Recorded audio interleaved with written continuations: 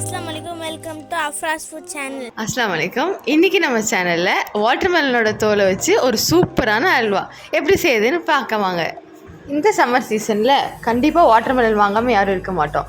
அதோட தோலை வச்சு ஒரு சூப்பரான அல்வா எப்படி செய்கிறதுன்னு பார்க்கலான்னு யோசித்தேன்.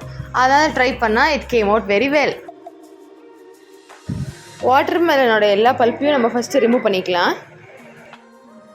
இந்த மாதிரி அந்த ஒரு வாட்டர்மெலனோட எல்லா தோலையும் நான் கலெக்ட் பண்ணி வச்சுருக்கேன் பாருங்கள். அந்த வாட்டர்மெலனோட க்ரீன் பார்ட் மேலே இருக்கு இல்லையா, அது ரொம்ப ஹார்டாக இருக்கும். அதனால் அதை ஒண்டி சீவி எடுத்துடலாம்.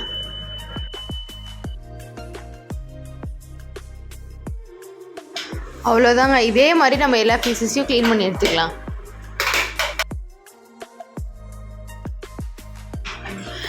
இப்போ நம்ம அந்த தோல் சீவி வச்சுருக்க பீசஸ் எல்லாத்தையுமே கையிலே கிரேட் பண்ணுறதுனால பண்ணிக்கலாம்.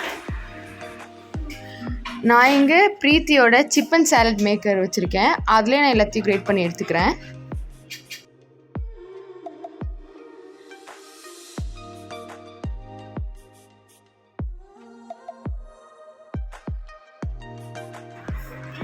இது பார்த்தீங்கன்னா மிக்சியோட ஃபிக்ஸ் பண்ணிவிட்டு ஈஸியாக கிரேட் பண்ணி எடுத்துக்கலாங்க. எவ்வளோ அழகாக கிரேட் பண்ணியிருக்கு பாருங்களேன். ஸ்டவ் ஆன் பண்ணி ஒரு கடாய் அது மேலே வச்சுக்கலாம். இதில் ஒரு 2 டேபிள் ஸ்பூன் நெய் விட்டு ஒரு 15 முந்திரியை நல்லா பொன்னிறமாக வறுத்து எடுத்துக்கலாம். ஃப்ரை பண்ணி எடுத்து வச்சு கொஞ்ச நேரத்துலேயே பிளேட்டில் பாதி முந்திரியை காணோம். இப்போ நம்ம கிரேட் பண்ணி வச்சுருக்க தோலில் கொஞ்சம் நிறைய தண்ணி விட்டுருக்கோம். அதை லேசாக கொஞ்சம் பிழிஞ்சு எடுத்துகிட்டு அதே கடாயிலே ஆட் பண்ணிக்கலாம்.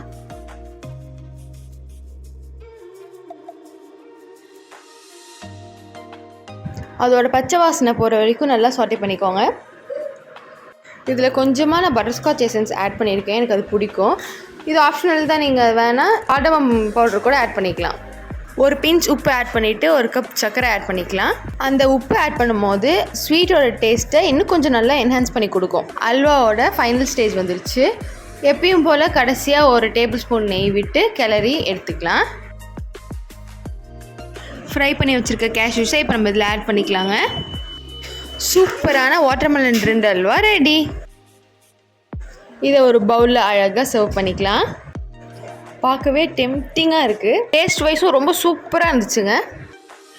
நீங்களும் இந்த ரெசிபியை கண்டிப்பாக ட்ரை பண்ணி பாருங்கள். ட்ரை பண்ணிவிட்டு எப்படி இருந்துச்சுன்னு கமெண்ட்டில் பண்ணுங்கள்.